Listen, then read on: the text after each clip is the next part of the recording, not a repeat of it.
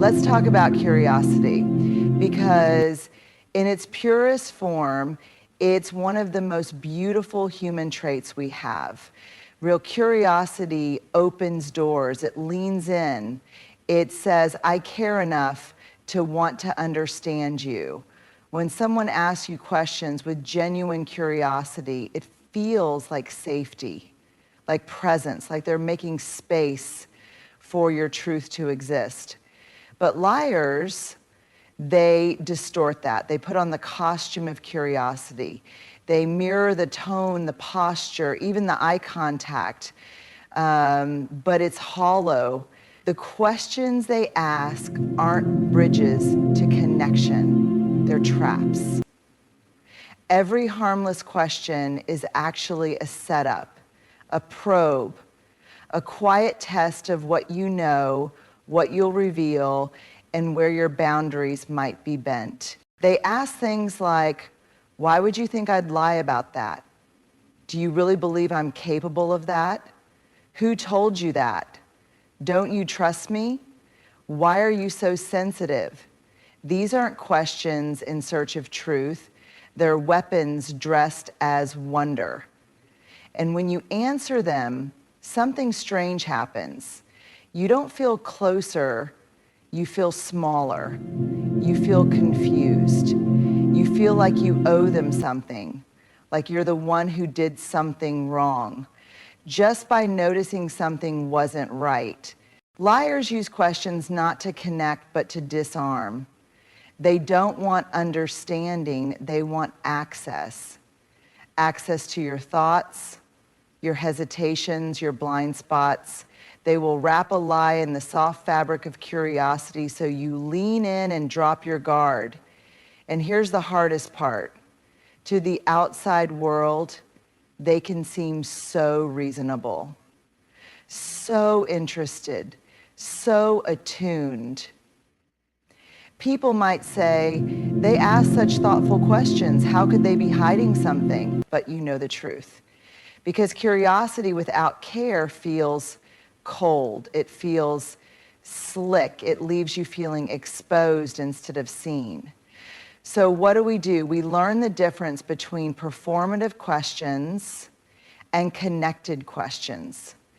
We pay attention to what we feel when we're being asked something, not just what's being said, but how it's being said and why.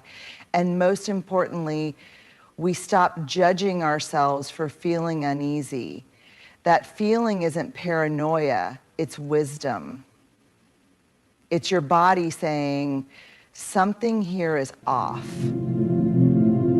Genuine curiosity is a gift, but when it's used as a weapon, it becomes one of the most subtle, devastating forms of manipulation. And recognizing that, even when it's uncomfortable, is a profound act of self-respect.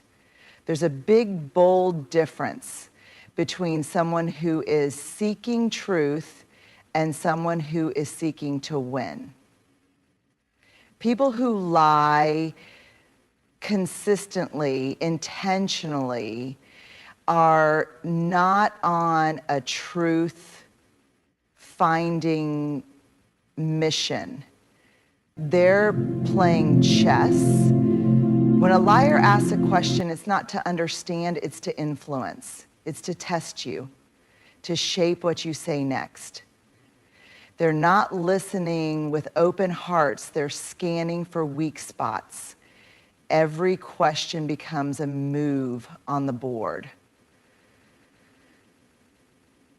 You know what it feels like. You start off thinking you're in a conversation, but by the end, you're in a corner. You're defending yourself. You're explaining things you didn't do. You're questioning memories that were crystal clear 10 minutes ago. And you ask yourself, how did I get here? Let me be very clear. Control doesn't always look like yelling or slamming doors. Sometimes control is calm. Sometimes it's subtle. It can come with a soft voice and a kind smile. But underneath, there's a strategy at play. A liar asks, are you sure that's how it happened? You know how emotional you get sometimes, right? Don't you think you're overthinking this? What if you misunderstood what I meant? These questions seem small, even caring on the surface, but they erode your footing. They make you second guess your reality. That's not truth seeking, that's gaslighting, that's control. And here's the gut punch. It often works. Not because you're weak, not because you're naive, but because you're good. You want to be fair. You want to give the benefit of the doubt. You want to believe that people, especially people you care about, are telling the truth. Liars count on that. They depend on your decency to maintain their deception. They use your empathy like a tool in their belt, not to build trust, but to manipulate it. So how do we protect ourselves? We stop mistaking composure for integrity. We stop assuming calm means honest, and we start asking, is this person really trying to understand me, or are they just trying to steer the narrative? Because here's the truth. Truth seekers lean in with humility. They're okay being wrong. They sit in discomfort to grow. Control seekers, on the other hand, panic when they're not holding the reins. They ask questions to dominate, not to deepen. Your clarity is a threat to someone who survives on confusion. And your refusal to abandon your truth, that's your greatest act of resistance. It's showing up with your truth. Even when there's no guarantee you'll be met with kindness. It's saying, here's my story, here's my fear, here's my hurt. And when we choose to be vulnerable, we're not asking for pity. We're asking for connection. We're saying, please treat this gently. But liars, especially manipulative ones, don't meet vulnerability with reverence. They meet it with opportunity. They see your openness not as something to protect, but something to use. You tell them about a past betrayal, and later they'll say, you're just paranoid because of what happened to you. You tell them about your struggle with anxiety, and they'll twist it into, you're just being anxious again, this isn't about me. You let them in, and they take notes. Let that sink in. They take notes. Because when someone lies as a way of life, every emotional share you give becomes a future strategy. Every confession becomes leverage. And it's subtle. They might not weaponize your words right away, no. They wait. They hold on to it. And when it suits them, they strike. It's one of the most painful betrayals a person can experience when you realize that what you shared in trust was stored, not honored. That your softest truths were not held with care, but filed away like ammunition. And here's the brutal irony. Liars will often ask for your vulnerability first. They'll look into your eyes and say things like, I just want to understand you better. Tell me what you're afraid of. You can trust me with anything. I'm not like the others. But they don't ask because they're ready to hold your story with compassion. They ask because they're ready to use it. And when they do, you're left confused, embarrassed, ashamed for having trusted them. But I want to say something to anyone who has experienced that. You are not foolish for being vulnerable. You are brave. Their exploitation of your openness says everything about them, not you. Your willingness to share your truth is not a mistake. It's a strength. It just has to be shared in places where it will be respected, not mined. Here's how we protect ourselves. We watch what people do with small truths before we hand them the big ones. We test for safety, not just charm. We look for consistency, not just chemistry. We ask, does this person make me feel safer after I share, or do I feel more exposed? Because real connection is built in spaces where vulnerability is sacred, where your soft spots are met with softness, not strategy, where your honesty doesn't become evidence against you, but a bridge between you. And that kind of connection, it's rare, but it's real, and you are worthy of it.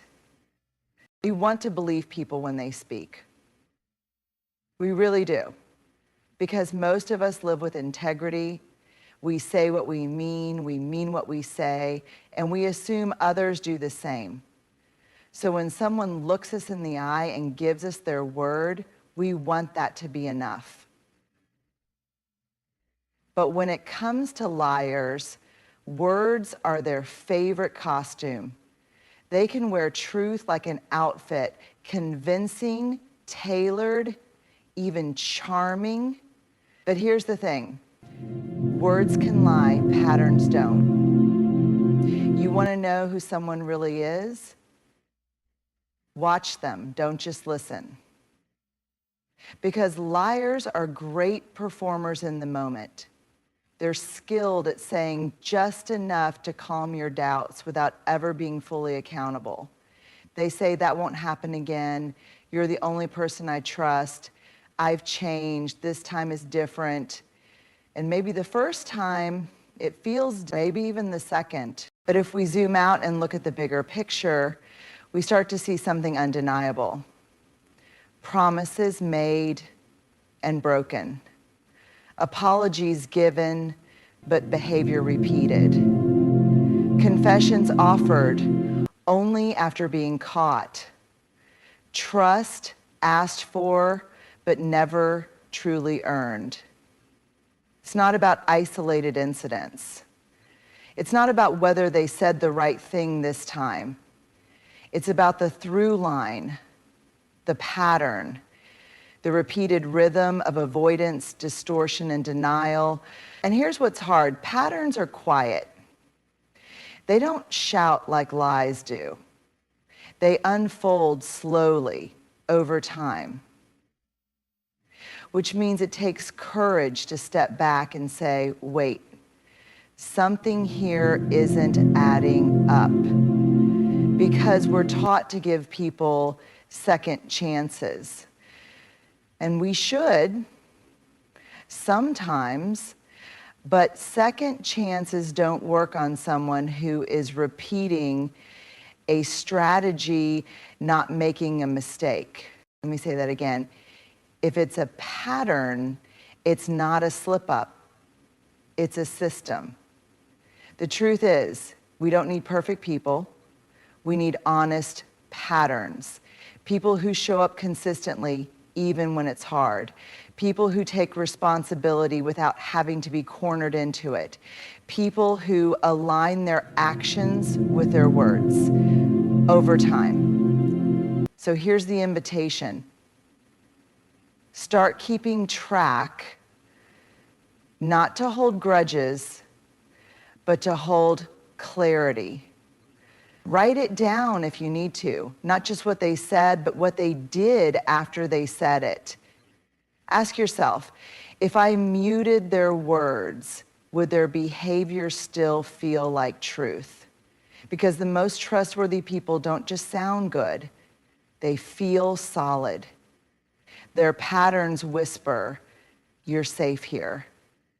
And with liars, no matter how smooth the delivery, their patterns always start to say, this isn't real. Listen to that, trust it, because patterns don't lie. Trust isn't just about what is said. It's about why it's said. We live in a culture obsessed with what people say. Did they say the right thing? Did they say it at the right time? Did it sound convincing? Was it well worded, emotional, heartfelt? But here's the truth, especially when you're dealing with a liar, the words alone don't carry the full meaning. The real substance of trust doesn't live in the content of what's said. It lives in the intent, in the why. And that changes everything. Because here's what liars know. The right words delivered in the right tone at the right moment can disarm almost anyone. They say, I love you. I'm sorry. You're overthinking it. You know I'd never hurt you. Why would I lie to you? On paper, that sounds safe, that sounds right, but trust is not built on the surface. It's not about whether a phrase checks a box, it's about whether it aligns with action, intention, and integrity. So ask yourself, why are they saying this? Are they saying I'm sorry because they truly understand the impact of their behavior? Or because they want to stop the conversation and get out of the hot seat? Are they saying you're overthinking it to reassure you or to dismiss your instincts and keep you quiet? Are they saying trust me because they've earned it or because they're afraid you've started paying attention? Liars will often sound emotionally intelligent. They can cry, they can pause, they can look away at just the right moment to seem vulnerable. But remember this, theatrics are not truth. Sincerity isn't in the tone, it's in the consistency of behavior after the moment has passed. It's so easy to fall into the trap of believing the script, especially when you want to, especially when the alternative facing deception is painful, but trust isn't built through a perfectly worded sentence. It's built through repetition of safe behavior repair that's initiated, not demanded listening that leads to change a tone that matches a history of truth. Liars speak to manipulate the moment. Truth tellers speak to restore the relationship. There's a huge difference between managing your emotions and honoring your experience. And only one of those builds trust. So here's your power. Stop asking only what did they say. Start asking why now? What's the motivation behind this? Does this feel like care or like control? Because words without integrity are just noise, but words rooted in genuine care, empathy, and truth. They don't just sound good, they feel safe. They leave you with more clarity, not more confusion. They create peace, not pressure. Not cynicism, not paranoia. Just a deep, grounded connection to your own truth. Self-trust sounds like this. I don't have proof, but I don't feel safe. And that's enough. I don't owe anyone more chances than I'm comfortable giving. If I feel confused every time we talk, that matters. I'm allowed to walk away from what doesn't feel aligned, even if they say the right things. Because self-trust isn't about being right all the time. It's about being loyal to your own sense of knowing. It's about not abandoning yourself in moments of uncertainty. And it's about recognizing that your discomfort is data, not a flaw. And I get it. We were taught to doubt ourselves. We were told to give people the benefit of the doubt, to be understanding, to not jump to conclusions. But no one tells us that overextending grace to people who haven't earned it can cost us our peace. Self-trust is what says, even if no one else sees it yet, I'm going to believe me, and that's terrifying. Because the moment we choose to trust ourselves, we risk conflict, we risk being called dramatic, we risk being alone. But the alternative is staying in spaces where our instincts are constantly questioned, where our clarity is clouded, and where our dignity is slowly worn down. Choosing self-trust means reclaiming your authority.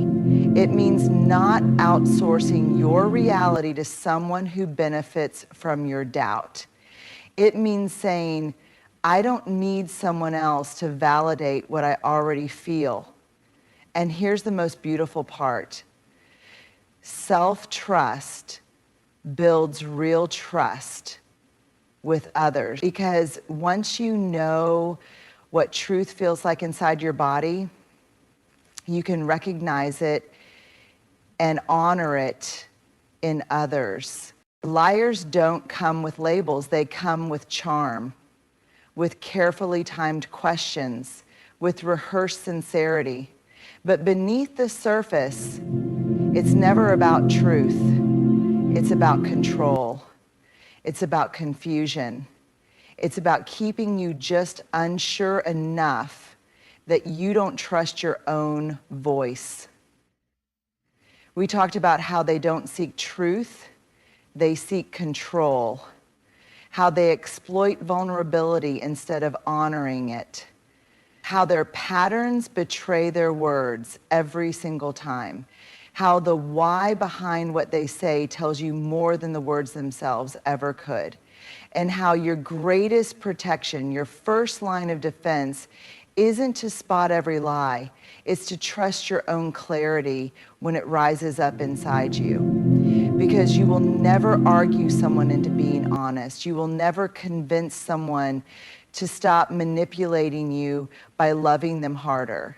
The most powerful move you can make is to stop handing your truth over to people who only use it against you. You deserve relationships where you don't have to become a detective to feel safe. You deserve conversations that don't leave you emotionally hungover. You deserve to be believed the first time you say, this doesn't feel right. So let's stop waiting for liars to admit what they've done. Let's stop searching for one more piece of proof. Let's stop bending ourselves into silence just to keep the peace. The truth is, your body knows. Your spirit knows. And when you stop doubting that, when you start trusting yourself more than their version of you, you take back your power. Not with rage, not with revenge, but with a steady, unwavering declaration. I believe me. And I'm done. That's not bitterness, that's boundaries. And that's where healing begins.